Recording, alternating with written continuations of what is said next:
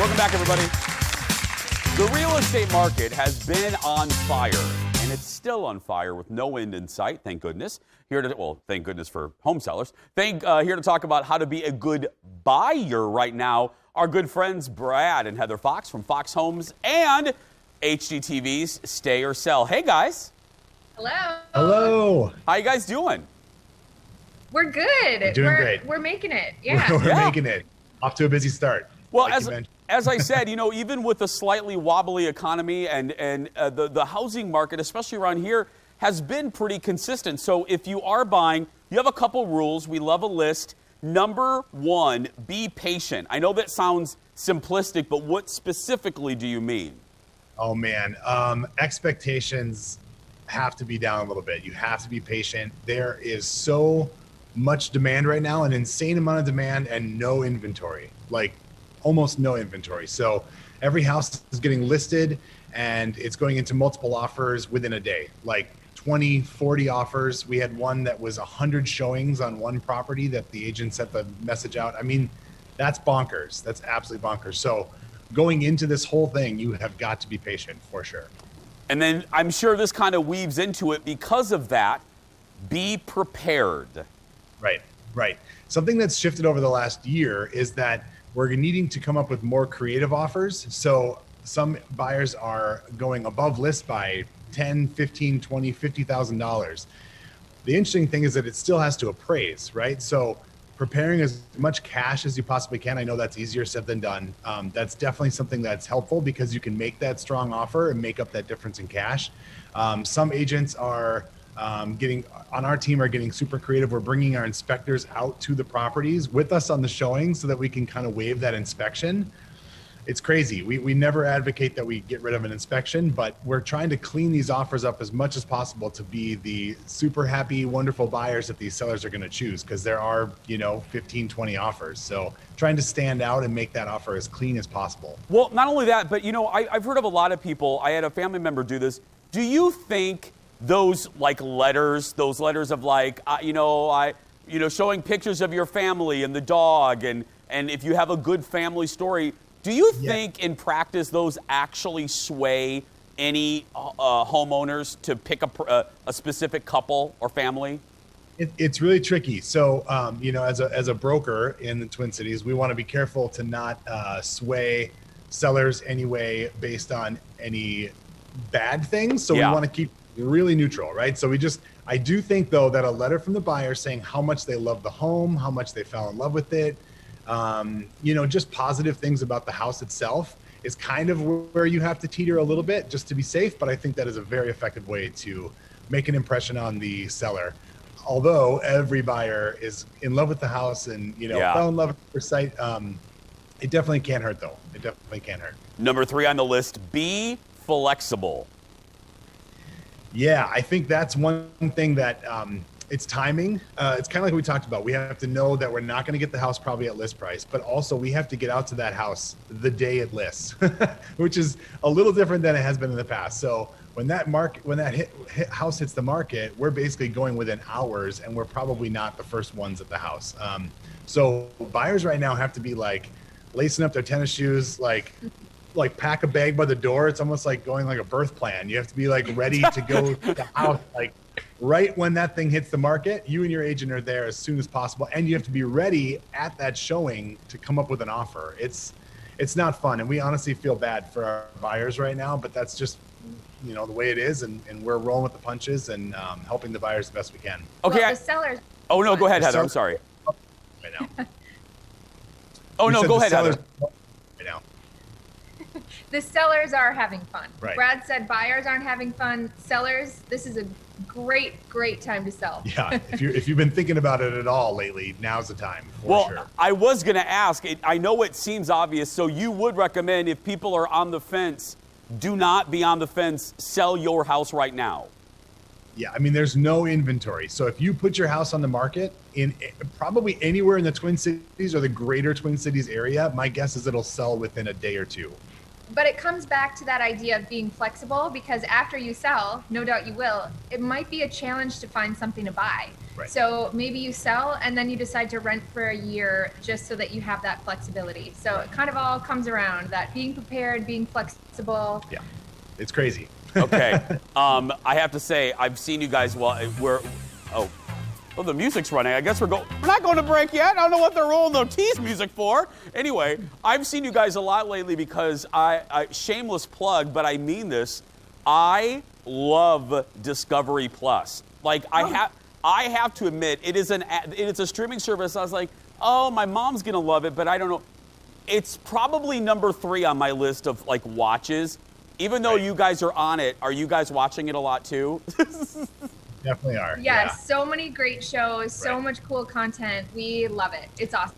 Yeah, because they have so many channels they can pull from, that network overall. So there's a ton of content on there, including, should I say or go? So, yeah, hello. I mean, that we're all about the shameless plug as we roll video of your show there and the beautiful couch you're sitting on and the great lighting that I'm envious of. But anyway, Heather and Brad are sticking around. When we come back, we're going to be talking home design trends. Now we can run the tease music. That and more when we come back. Back in a moment, everybody.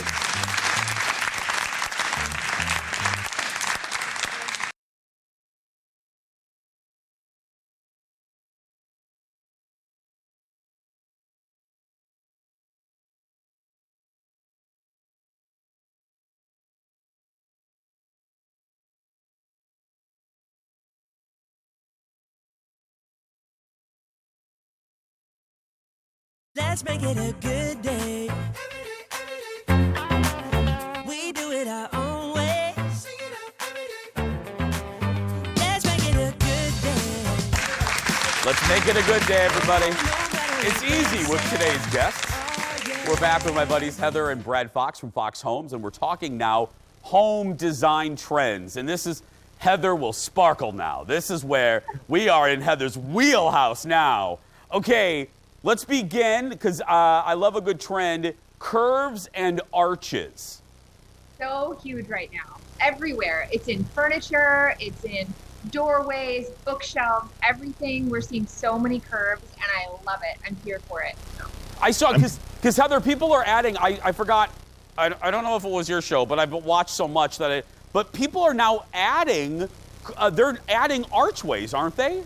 Yes, totally. Doorways are becoming arched. We're doing bookcases. There we have one we just did.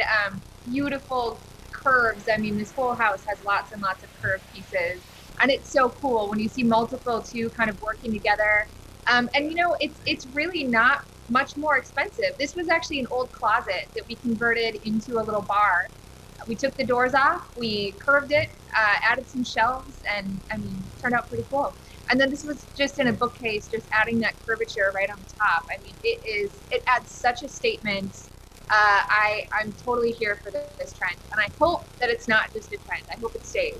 That one picture, that was a closet, you guys? That's so cool. It was like their little closet in their, it was a bedroom that we converted into a dining room.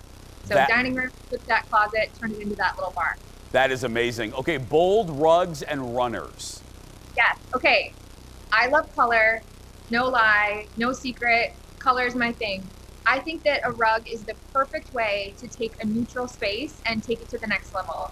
You can add personality too, so that you kind of can have your own, you know, that rug there. Maybe one person loves it, another person doesn't. It's a way to kind of like make your own little personal design statement. Find the colors that speak to you and make them work. I mean, we love vintage runners especially. I think there's so much life and personality in each and every one. And isn't it a way to kind of warm up an overly modern space? Yes, completely. Great point. It really does warm it up. It's soft underfoot. It's warm underfoot, especially in a place like Minnesota. I love runners. I kind of add them everywhere, to be honest. That's a runner. And a question for either of you. I'm seeing, are white kitchens still real? I mean, it seems like it's been on trend for a while. Are you guys still doing a lot of white cabinets and white? I mean, is it still big? Yeah. Yeah, I would say we see more of like people mixing it, right? So maybe a white perimeter or white lowers, white uppers. So typically it's mixed with either a wood or another color. Yeah, it's always safe though. Like if you're wondering if you should do a white kitchen, it's not necessarily out of trend. It's just that people are adding a little more to it, but it's always going to be safe. Well, that goes perfectly into the next thing. Mix everything. Yes. Okay, so this is not just metals. I love mixing metals, doing different light fixtures from your doorknobs, your picture frames, everything can mix. My rule with mixing things, though, is that you see it 3 times within the space. So as you're looking at something and you have like that stainless steel color or the brass color or even just a matte black, making sure that you're kind of seeing it a few times in a space so that it feels like it makes sense. Yeah, we just love mixing everything. So metals are huge. The other thing is texture. So if you're looking at like a sofa, adding some fur, adding some, wool, adding some little like other textures and things kind of all together, some velvets, and we love tassels and fringes. I mean, anything that we can have to add a little bit of life and spice to a space, we're here for on our team. And even mixing wood tones, right, Heather? That's because it used to be, it was taboo. Like you either went with silver and then you went with one wood tone. Now mixing wood tones is it?